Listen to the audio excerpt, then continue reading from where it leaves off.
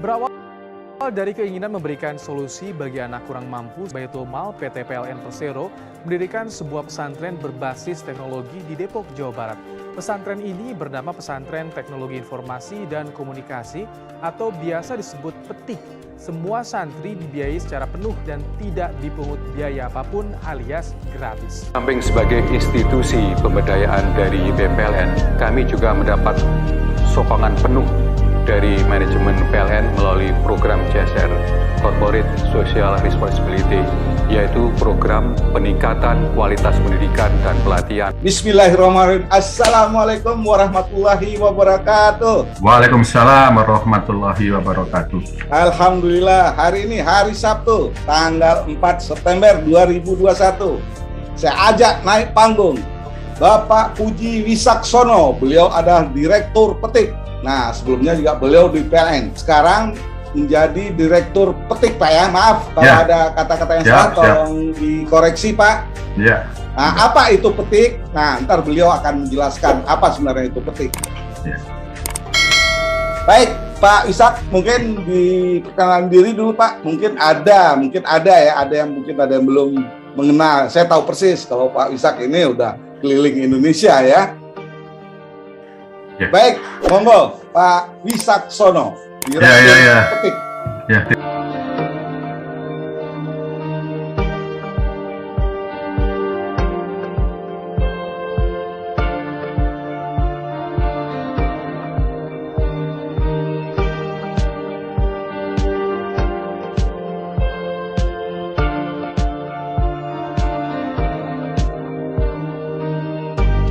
Terima kasih Pak Muhar. Waduh, ini luar biasa ini. Ya, luar biasa lah. Ya teman-teman semua, pemerhati channelnya Pak Muhar. Jadi saya memang pada saat masuk PLN itu memang saya tahun 83 ya, langsung ditempatkan di Dinas Survei. Ya, PLN Pusat. Ya, Dinas Survei itu memang ya tugasnya itu antara lain yang penting itu ya memang mencari lokasi ya atau mensurvei lokasi yang potensi untuk tenaga listrik, bisa PLTA, bisa PLTU, bisa PLTP dan sebagainya. Dan pada saat itu dalam arti yang digalakkan adalah melihat potensi tenaga listrik yang luar biasa potensinya pada itu. Ya, potensinya luar biasa ya, hampir 30-70 ribu megawatt seluruh Indonesia. Waktu itu kan masih kita ke PLTA, kalau sekarang agak beda Pak ya, seperti itu. Dan memang karena dinas survei ya, dinasnya yang nggak pernah di kota Pak. Jadi saya nggak kenal orang-orang di survei, hampir nggak kenal, saya masih masuk hutan. Udah, teman-teman orang proyek aja atau orang-orang rating aja yang nganter saya ke hutan. Selama di hutan, sekarang sering ke hutan, jarang ke kota ini ya? Iya, jarang waktu itu, selama 15 tahun lebih. Pengalaman apa di hutan, pengalaman pas survei itu? Kalau di hutan ini agak menarik, ini moga-moga ini bisa disiarkan. Jadi saya masuk PLN pertama kali di hutan langsung ditempatkan di Aceh Pak. Tuh. Nah, di Aceh? Di Aceh ada. Nggak ketemu saya di Aceh? Nah, tahun 84-85 Pak. Di Aceh itu di ini Pak, Sungai Tambur. Kita survei Pak, untuk mencari potensi tengah air. Survei saya bayangin Pak, survei di sana itu dengan orang Jepang Pak waktu itu. Survei ya, karena orang Jepang mau lokasinya jauh Pak. Waktu itu masih daerah dom ya Pak ya, daerah masih militer ya, luar biasa Pak. Jadi kami dengan teman-teman proyek di sana, waktu itu proyek di daerah Sumatera Utara, waktu itu kita misalkan Aceh, tapi kita dari Sumatera Utara Pak, karena itu posisi kan di sekitar, maksudnya di sekitar Langsa Pak. Ya, jadi waktu itu jadi waktu kalau ke Langsa yang paling dekat waktu itu sebenarnya kan dari Sumatera Utara Pak ya, sebenarnya loh ya. Tapi pada gilirannya ternyata dari utara, dari mana Medan itu dari lebih mudah, karena waktu itu ya mudah lah, masih bisa lah gitu loh. Tapi berikutnya tidak Pak, tetap dari Sumut gitu loh. Nah survei berikutnya dari Sumut. Nah survei yang berikutnya ya agak luar biasa Pak. Tiba-tiba orang Jepang harus ke hutan Pak. Waduh, itu Pak, berat, hutan berat. Dari itu Langsa berangkatnya Pak. Jadi macam-macam, makanya naik kapal segala macam. Nah sampai ke lapangan ya udah, terus lah itu sudah nginep di sana 1 minggu, saya di hutan bikin tenda sebagainya. Itu mau survei pas survei Sumut siap ke Tampur melalui Langsa, terus jalan naik sebagian ke Sungai Tampur, langsung jalan kaki ke lokasi Pak. Lokasinya di Kuala Pinding Pak. Kuala Pinding sebenarnya sekitar Blakajerian, Langsa itu ada Kuala Pinding Pak di situ. Itu di hutan Pak. Saat itu luar biasa Pak. Makan pakai air sungai. Waktu kan belum pengalaman. Air gini nggak dimakan. Kalau orang Aceh ya lama-lama biasa. Air ini paling bersih kan digodok gitu. Diminum aja. Nah, akhirnya terbiasa. Itu pertama kali. Nah, udah baik itu saya terbiasa ya. Seterusnya kalau survei ya selalu di hulu dan selalu di hutan. Ya akhirnya jadi biasa. Itu Pak. Itu pertama kali itu. Terus gimana? Selama di hutan berarti kan nggak sehari ya, nggak 2 hari. Kemarin ya kalau teman-teman yang proyek itu kan ada tim proyek sebanyak bisa 3 bulan ya. Tapi saya waktu itu hanya 10 hari. Hanya 10 hari. Nah di sana kan harus lihat potensi air, harus ngebor ya, harus membuat peta, gitu kan gitu. Kalau pemetaan kan saya sebagai ahlinya ya, saya pemetaan yang ngawasi sebentar, saya pulang kan nggak bisa berapa lama pulang. Ya bisa lama masa di sana ya segitulah. Itu seperti itu biasanya. Ini kebetulan agak susah kemarin, pertama kali kok susah gitu di Tampur, itu luar biasa. Jadi seterusnya ya saya mulai terbiasa gitu Pak. Baik. Berarti selama ini juga berkantor di PLN kantor pusat Pak ya? Pusat. Nggak pernah kemana-mana ya? Tapi saya pernah sempat ke Jawa Timur. Ya. Waktu itu pindah sebentar tahun 2003 kalau nggak salah, di bawah Pak Zulkifli. Distribusi atau? Distribusi. Waktu di bawah Pak Zulkifli waktu itu. Di IT juga, karena itu udah sebentar hanya 4 bulan, terus waktu itu tahun 2003 nggak salah. Ya. Terus saya pindah lagi ke pusat di SDM. Sampai 5 tahun gitu ceritanya. Di SDM ya? Baik. Di SDM sampai 5 tahun ya. Oh, baik. Selama di kantor, di PLN kantor pusat. Ya lama di pusat. Oke, selain kedinasan, apa lagi kegiatan Pak Wisaksono ini? Jadi di memang PLN kantor pusat. Ya, saya kalau kegiatannya yang kegiatan di luar di pusat ya. Kalau kegiatan saya selalu kaitannya dengan PLN ya. Selama ini ya kalau di rumah ya biasa saja dengan ya memang kalau di rumah ya biasa lah. Kita kalau udah begini kan waktu itu ya di komplek perumahan ya aktif di masjid gitu lah. Ya. Itu kalau di kantor pun juga saya aktif di masjid sama bareng-bareng terus sama Pak Frison sih. Padahal itu ada nih bisa cerita nih. Sama-sama di masjid ya gitu lah. Selalu ngurusin zakat Pak. Nah, selalu itu aja. Oh, waktu itu masjidnya masih belum zakat, potong zakat. Masjidnya sendiri masjid lama waktu itu belum. Masih lama. Sekarang udah luar biasa, bingung saya masuk. Iya. Itu aja Pak. Ya, Oke, tadi apa tuh? Zakat, gimana ceritanya Pak? Kalau zakat itu memang ya kalau di PLN memang pada saat awal di masjid itu kan memang ya hanya sekedarnya Pak ya. Karena orang masih ragu ya berat dimotong. Terus akhirnya kalau begitu terus gimana padahal gaji PLN gede loh Pak. Waktu itu Pak Everson gitu. Oke lah, ini memang harus harus dilembagakan nih. Sekali lagi pada itu terus lama-lama Pak Helmi setelah terbentuk P3B kan, wah. Bentuk Ustadz Helmi Najamuddin. Iya. Ya, oke. Itu kan memang habis itu, wah ini harus genjot Pak bisa loh. Genjot itu saya kerucuk ya Pak. Rendahan nggak bisa lah Pak. Oh, nanti saya ke Pak Juanda. Oke, itu lah kayaknya. Jadi waktu pertama kali motong juga nggak lancar loh Pak, macam-macam pendapatnya Pak, macam-macam oke lah. Tapi alhamdulillah sekarang zaman Pak Basir, dari BRI itu, sama Pak Sarono ya. Waktu itu masih Lasis Pak ya? Masih Lasis. Jadi berdirinya tahun berapa tuh Pak di PLN kantor pusat Pak? Lasis itu berdirinya tahun 2006, 11 September. Itu berdirinya. Waktu itu diresmikan di proyek Semarang Pak. Di satu proyek Semarang itu. Gimana perjalanan Lajis sebelum masuk ke YBM PLN tadi gimana ya, Pak? Memang ya kalau teringatnya cuma ya enggak ya sekarang lebih akhirnya setelah lembaga dan akhirnya setelah bagus, apalagi setelah ada direksi motong dan sebagainya. Nah setelah kuatnya potongannya setelah Pak itu dari Pak Sarwana sama Pak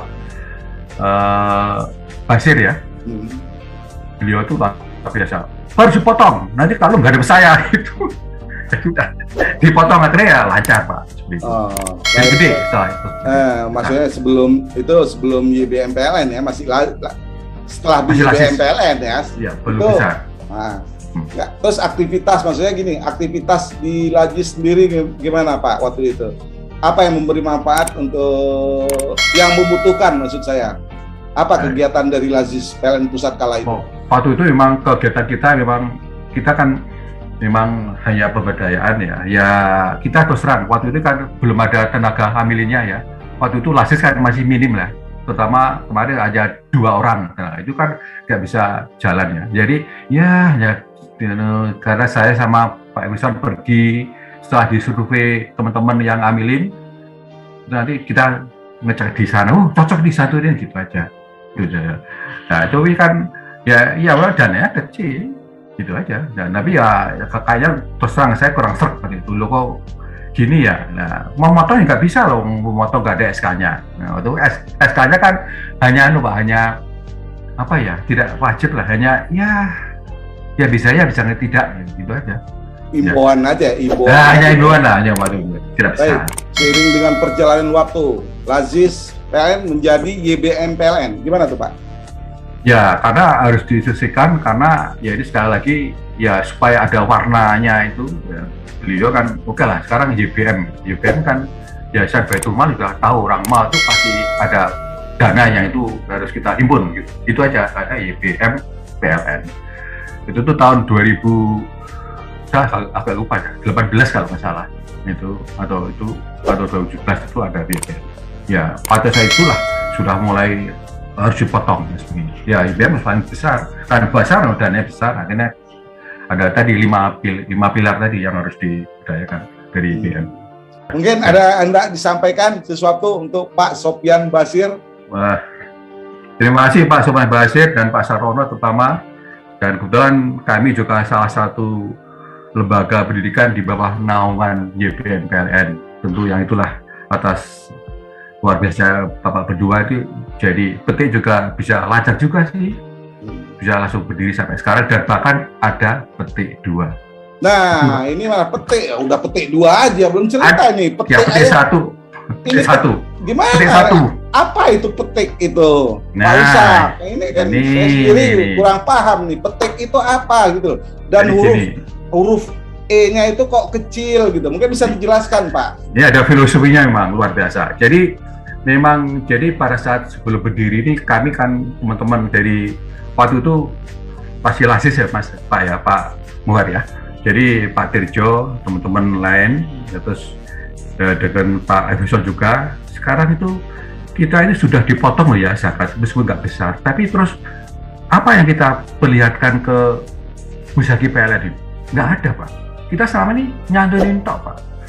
Di sana ya ada pilihan pendidikan, ya kependidikan Pak. Nah, terus tunjukkan apa ya? Nggak ada. Orang kan pengen lihat, ada ini ya? Nggak ada San. Oke lah, kita banyak Pak, pemberdayaan kan ada ekonomi, ada ke dakwah Islam, ada ke lain ya. Tapi waktu itu apa-apanya ya, pemberdayaan itu Pak, itu memang kita yang paling waktu itu kita sepakat yang paling mudah ya. Kalau pendidikan, kalau pemberdayaan ekonomi agak berat Pak, harus ada yang ngawasin Pak. Itu kadang uangnya habis-habis Pak. Kalau nggak bisa, karena ngawasin nggak ada tenaga Pak, nggak susah lah itu. Waktu itu yang paling mudah sebenarnya pendidikan Pak. Oke, pendidikan. Lama loh. Yang kita tontonkan ini tanda kutip ya, kita agak sedikit narsis ya. Yang kita narsiskan itu apa sekarang? Nggak ada Pak bisa. Terus gimana kita beri pendidikan yang bangunannya yang nyata? Nah itu. Akhirnya timbullah petik Pak. Petik harus dibangun ini. Apa itu petik, apa singkatannya? Nah, petik itu adalah Pesantren Teknologi Informasi dan Komunikasi. Selanjutnya itu disebut pesantren petik gitu. Kenapa pesantren? Ini sekali lagi, karena kalau pesantren kan pasti Islam dong, gitu. Makanya kita bukan pesantren sebenarnya, kita sebenarnya pendidikan IT, tapi yang ada agamanya. Jadi gayanya kayak pendidikan pesantren gitu. Jadi tidak boleh dibalik. Jadi IT-nya tuh banyak, pesantrennya hanya sekian persen. Pelajar pesantren. Jadi seperti itu. Jadi ya itu. Jadi sekitar 70 sama 3% ya. 70% ini pendidikan IT, yang 3% itu ke pesantrenan gitulah kira-kira seperti itu. Seperti itu. Baik, beralamat di mana Pak Petik itu Pak? PT itu ada di Depok. Kebetulan di Depok itu tepatnya sebenarnya di Desa Rangkapan Jaya. Tepatnya persis di dekat SMP 20 Depok. Dan persis di belakang Masjid Kubah Mas. Oh, di Depok ya, Jawa Barat ya. Nah, berarti gratis di situ Pak ya? Gratis. Oke. Gratis semua. Baik. Untuk bisa masuk ke pesantren Petik itu apa syarat-syaratnya Pak Wisaksono? Ya, jadi pesantren Petik itu syarat-syaratnya memang kita memang paham betul ya, karena saudara kita yang syarat tentu karena ini dari dana zakat Pak Luar ya, udah jelas 8 asnaf, jadi ada paket miskin sama fisabilillah, yaitu dari itulah kita garap. Jadi ya semua itu ya cara yang masuk itu ya harus keluarga yang mempunyai keadaan ekonomi yang terbatas. Ya, syaratnya memang harus kita survei. Ya, surveinya itu ya sebentar, sebelum itu anak-anak yang masuk itu yang boleh masuk itu kan harus lulusan SLTA sederajat, Pak. Bisa SMK, bisa aliyah, ya, bisa paket C, bisa, nggak ada soal. Bahkan jurusannya tuh bisa IPA, bisa IPS, nggak ada soal. Yang penting, ini Pak, yang penting mereka tuh harus dari keluarga yang tidak, dari keluarga yang kemampuan ekonomi terbatas dan harus lulus tes, Pak. Tesnya itu apa? Tesnya menarik, Pak. Pertama, ya, mereka harus tes lulus potensi akademis TPI. Kita tes, Pak, kemampuan mereka itu logik mereka kayak apa.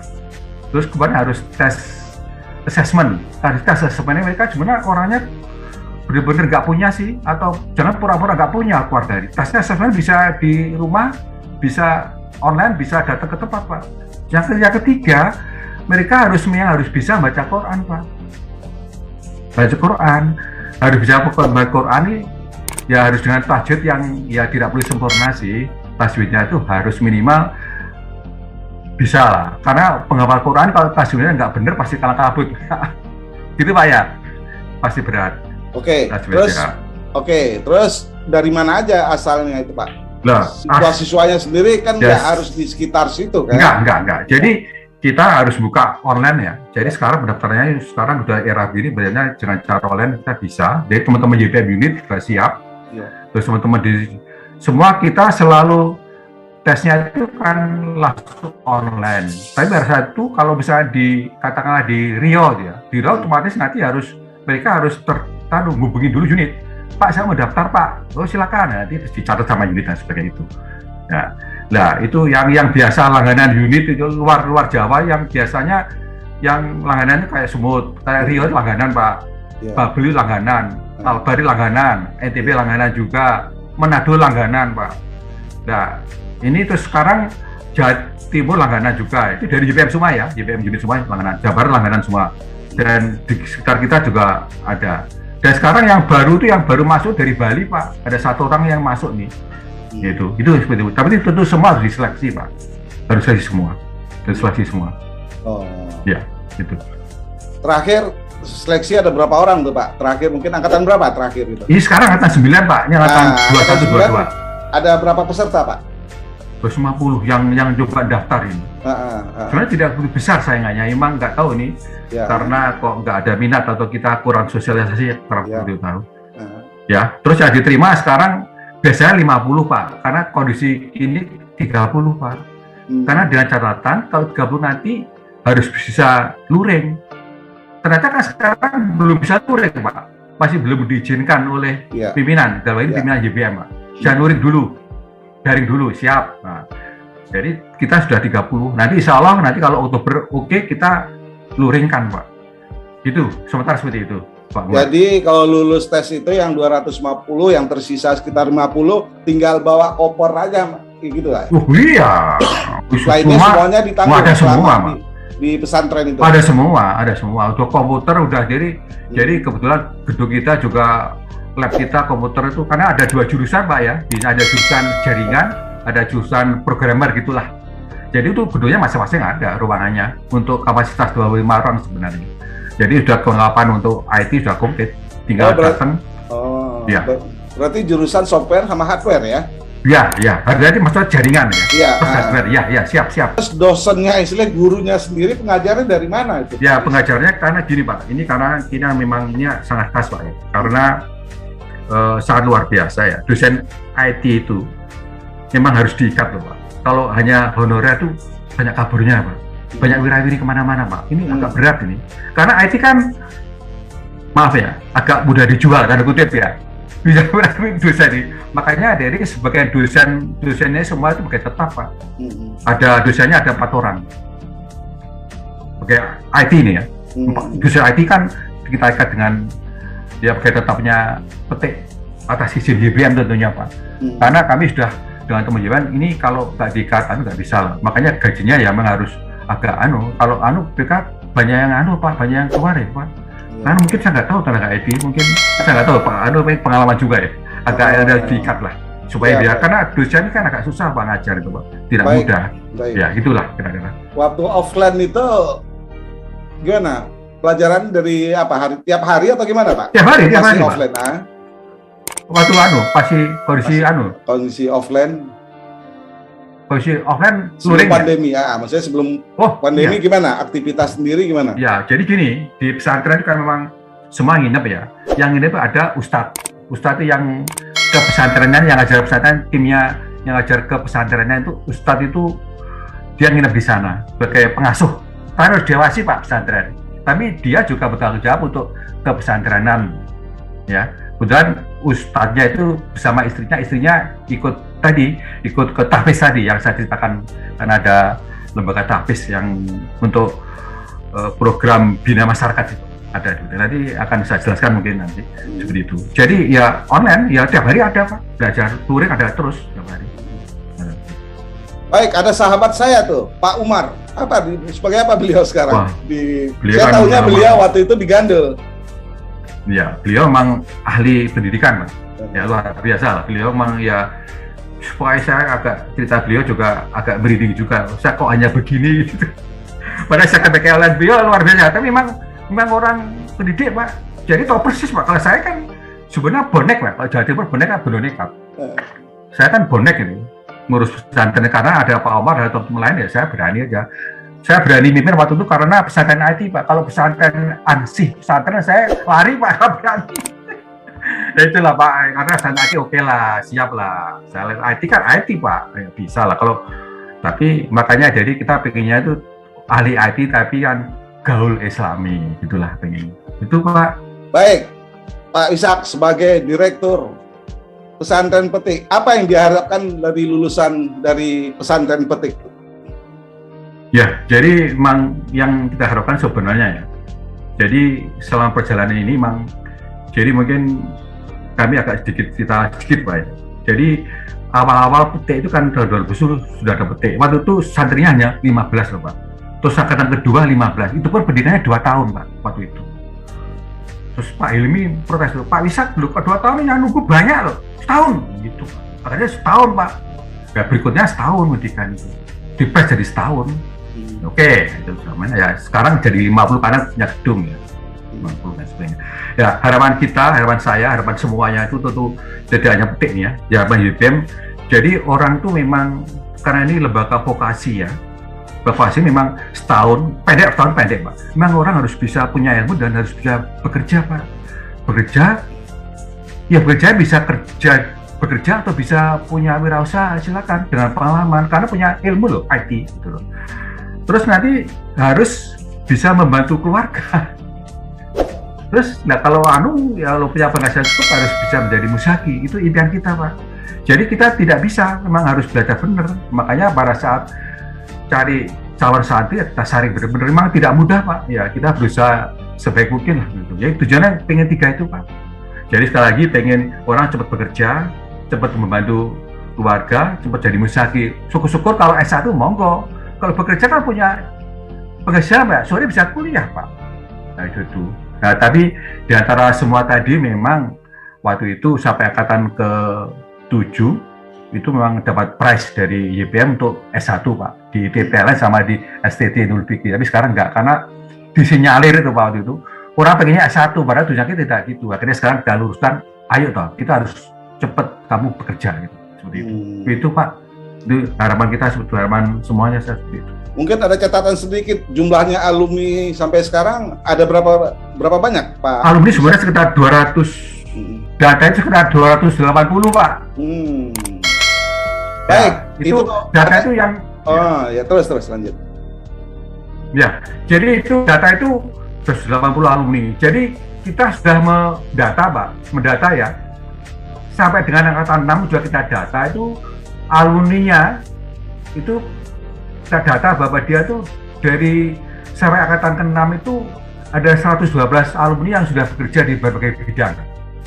Dan 4 alumni ada yang wirausaha.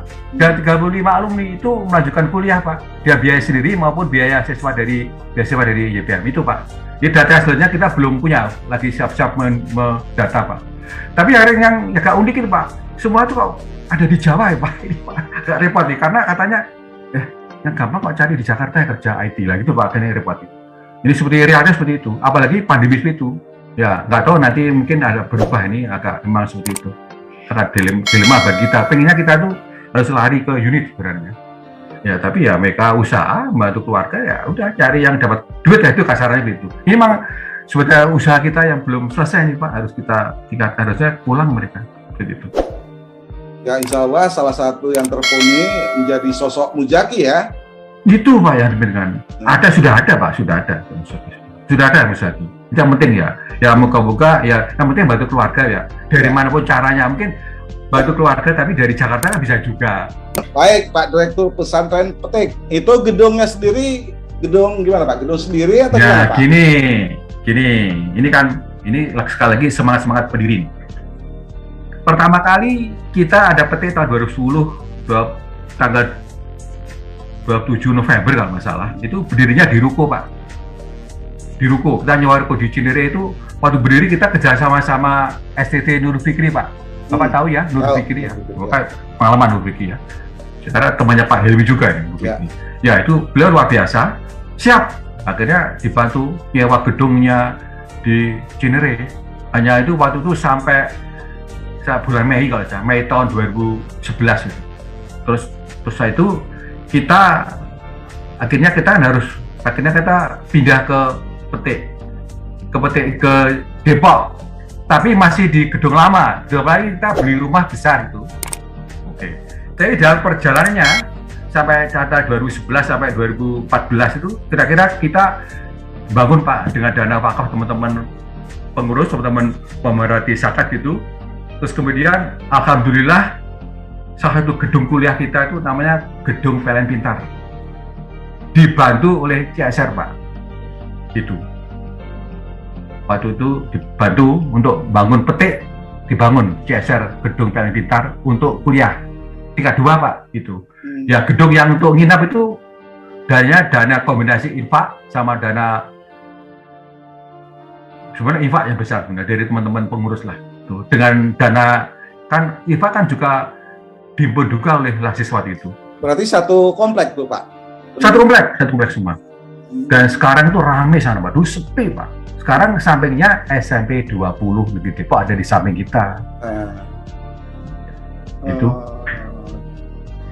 Terus biaya operasionalnya dari YBM PLN Pak ya? Iya, full dari Pak. Fasilitas yang tersedia untuk siswa-siswa di situ gimana Pak? Gini. Jadi kita memang santri itu kan sebenarnya nginep ya kali di uang saku itu maksudnya untuk dia kalau cari keseharian kan harus bisa beli dia ke uang saku.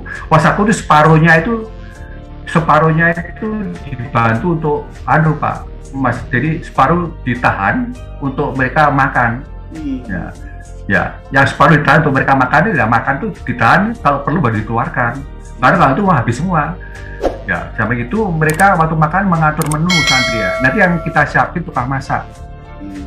Nah, jadi masak dengan menu yang dengan wasaku separuh tadi disimpan untuk tempo-tempo kita keluarkan untuk makan, silakan dikoordinir, nanti kita siapkan tukang masak itu mereka santri. Oke, baik. Terus ada lagi, terus lanjut. Terus ada lagi yang IT tentu ya, PC biasa, terus ada yang laptop dan sebagainya. Sekarang masih PC ya, masih PC macam-macam ya, PC ada, ya sekarang laptop juga ada dan sebagainya. Ya yang unik ini, nah ini, karena ini kita mulai duluan loh Pak. Kita ada awali dengan Icon Pak. Icon kita dibantu Pak, bukan harganya berapa, dibagi berapa saya nggak tahu, pokoknya harganya itu murah. Ya, pokoknya karena dibantu Pak. Jadi Icon narik jaringan 1 kilo loh Pak. FO Pak melalui kabel PLN Pak. Itu kepetik Pak. Jadi karena ya teman-teman PLN aja. Dan sekarang bayarnya itu masih bukan harga pasar. Gitu loh. Jadi kita pakai dulu bagus Pak Icon. Alhamdulillah. Tapi kita tetap kombinasikan karena kurang cepat karena perlu banyak orang kita kombinasi dengan dengan Telkom. Tapi untuk kuliah khusus dari Icon. Bagus. Ya. Speednya nggak masalah lah ya. Nah, nggak masalah. Jadi kalau pasti tahu ini punya PLN tahu. Ini lasis ini dua apa tahu. Nggak masalah. Aman. Itu Pak. Pak Wisa, di masa-masa pandemi ini bagaimana siswa belajar di pesantren petik ini Pak? Waduh, ini memang agak aduh gimana ya, berat tanda kutip. Memang inilah, ini suatu keniscayaan ya Pak ya. Ya begini nih. Ya. Tapi kita kan nggak bisa putus asa Pak ya. Harus apapun harus kita laksanakan. Jadi memang sangat bahwa orang-orang kan kadang-kadang begini Pak. Kan bisa daring. Ya, nanti dulu Pak ini pesertanya siapa? Kan sahabat kita kan memang harus dibantu. Itu rata-rata kan jauh dari kota Pak. Itu kan jaringan akan susah Pak. Jadi kalau online akan susah. Itulah. Tapi tetap nggak bisa harus tetap dilaksanakan. Ini suka dukanya seperti itu. Jadi makanya teman-teman unit YBM itu menyewakan rumah Pak, sebagian Pak ditarik di kota, disewakan rumah untuk bisa di situ yang ada jaringannya itu aja. Ya alhamdulillah siap semua karena siap pun atas instruksi YBM pusat kan siap nanti. Alhamdulillah sekarang siap. Tapi tetap Pak, tetap yang paling enak itu tetap memang harus luring Pak ya. Daring agak repot Pak, agak repot nih. IT tahu sendiri Pak. Jadi ya sebaiknya memang luring. Ya nggak maksimal lah ya, nggak maksimal. Tapi itu aja masalahnya memang tidak maksimal. Baik, terakhir pesan dari Direktur Pesantren Petik apa kira-kira yang mungkin ada saudara-saudara kita yang mau bergabung di Pesantren Petik, persyaratan apa yang harus dipenuhi Pak Isak? Ya, jadi terima kasih Pak Muar. Ini sahabat-sahabat saya ya mungkin yang ingin bergabung dengan Petik ini tentu saya sampaikan pada keluarga juga, pada keluarga PLN juga, tentu keluarga besar PLN, tentu yang lainnya mungkin yang memonitor ini YouTube-nya Pak Muar ini, silakan bergabung. Tentu syaratnya adalah memang yang paling penting itu adalah memang harus dari keluarga yang mempunyai ekonomi yang keterbatasan ekonomi lah, itu harus pertama. Yang kedua memang jelas harus muslim ya, itu jelas. Dan jelas harus lulusannya itu harus lulusan LTA sederajat, bisa SMK, bisa SMA, bisa aliyah, bisa paket C, silakan.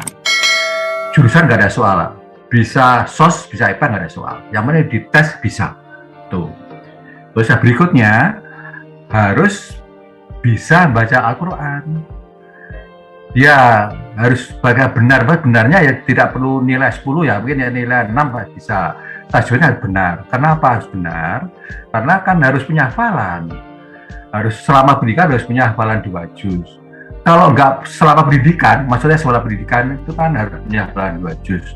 Otomatis yang masuk itu harus bisa menghafal gitu. Ya, terus nanti itu terus kemudian harus lulus tes potensi akademis.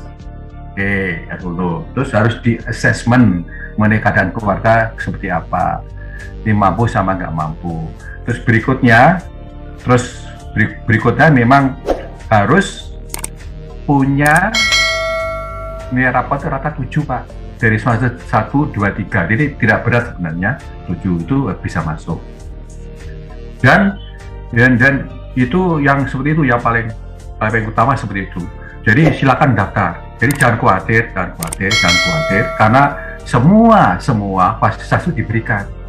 Jadi pokoknya sehat masuk, sudah. Tapi tentu memberikan informasi kita harus dengan data yang benar, nggak bisa supaya santri pura-pura nggak punya nih ketuaan kita pulangkan gitu. Jadi memang selama ini nggak ada masalah, ini semua clear semua, jadi seperti itu. Jadi silakan daftar, dan jangan khawatir karena semua fasilitas diberikan, IT diberikan, PC diberikan, udah ya ada waktunya ya, tentu biasanya sampai jam 10 malam Pak bisa ngoprek dan sebagainya, gratis semua, tinggal duduk aja sama ikuti patuh pada aturan. Tapi yang satu lagi Pak Muhar yang menarik ini. Jadi kenapa tadi Al-Quran tadi? Karena ini sekali lagi nih founding father kita memang harus hafalan harus punya Pak bisa. Tuh, gimana? Harus punya 7 loh, nggak bisa 7 itu gimana? Makanya oke lah 2 siap ya, 2. Makanya 2. Nah, caranya gini, karena apa? Harus punya hafalan 2 juz selama pendidikan maksudnya. Tadi syaratnya dapat sertifikat, Pak. Dapat sertifikat IT dari sertifikat IT yang merupakan petik loh, Pak ya. Karena lembaga non formal dari petik ya. Harus punya hafalan 2 juz supaya dapat sertifikat. Kalau nggak punya hafalan 2 juz, ya tidak ada sertifikat. Dapatnya cuma keterangan bahwa sudah selesai pendidikan di petik gitu toh, sertifikat. Dan di samping itu juga ada sertifikat kompetensi yang kita ikutkan dengan BNSB Pak ya, BNSB kita teman kita ke sana. Tapi sekarang ini nggak bisa karena ini kondisi pandemi mungkin belum bisa, tapi kita jalan seperti itu.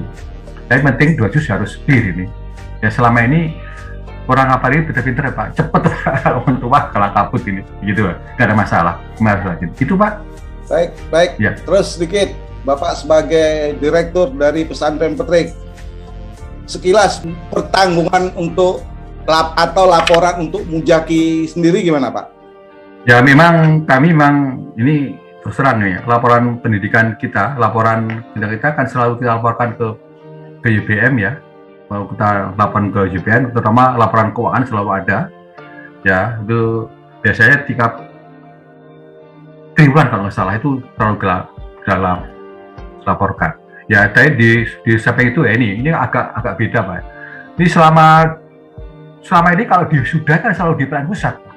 Itu loh Pak, itu semua siar sebenarnya. Tapi sekarang agak hati kok jadi begini ya. Jadi online Pak.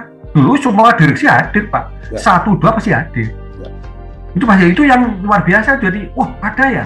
Jadi saya agak narsis ya. Ya ada ya petik, ada gitu. Sekarang ya gini loh Pak. Itu Pak. Ya siar itu memang salah satu siar memang di samping laporan keuangan tentu pada saat auditorium Pak, wisuda itu Pak, itu luar biasa Pak. Itu biasanya teman JPM digabung dan kegiatan JPM yang lain Pak. Itu luar biasa sekali. Di auditorium Pak, itu luar biasa Pak. Itu waduh. Jadi kita kalau sudah kita manggil orang tua, kita ajak Pak datang Pak. Kita ngokosin JPM dari unit di OC. Tadi malah 1 orang datang. Itu siar ya. Sekarang agak tersendat. Memang moga-moga dengan YouTube-nya Pak Anu nanti silakan nanti kita disiarkan berikutnya. Siap kita. Berikut kita simak atau testimoni dari alumni pesantren Petik. Nama saya Ben Sabin Zulkarnain. Alhamdulillah saat ini usia saya 29 tahun. Saya adalah lulusan program beasiswa dari YBM PLN untuk program pesantren TIK. Alhamdulillah saya angkatan pertama, lulus tahun 2012. Dari 2012 itu alhamdulillah Allah sudah takdirkan saya bekerja di beberapa perusahaan dan itu memang core-nya di IT. Alhamdulillah atas kehendak Allah dan kesungguhan ikhtiarku, harapanku tercapai. Saya bekerja di Panasonic Indonesia. Saya berjibaku di tanah seberang. Belajar menjadi fokusku dan syukur alhamdulillah saya diterima bekerja di PT Datapras. Keberdayaan ini merupakan aktivitas kebaikan yang dirasakan manfaatnya oleh semua pihak, dan saya pernah nyantri di pesantren Petik. Saya lulusan pesantren Petik. Saya santri pesantren Petik. Saya juga lulusan pesantren Petik. Masuk saya. Baik Pak Direktur Pesantren Petik, Pak Wisaksono. Demikian hari ini suatu kebanggaan saya bisa ajak Direktur Pesantren Petik untuk naik ke panggung Lung Tegur Sapa pada hari Sabtu tanggal 4 September 2021. Wabillahi taufiq wa hidayah. Wassalamualaikum warahmatullahi wabarakatuh. Waalaikumsalam warahmatullahi wabarakatuh. Terima kasih Pak Murar. Sama-sama. Salam sehat.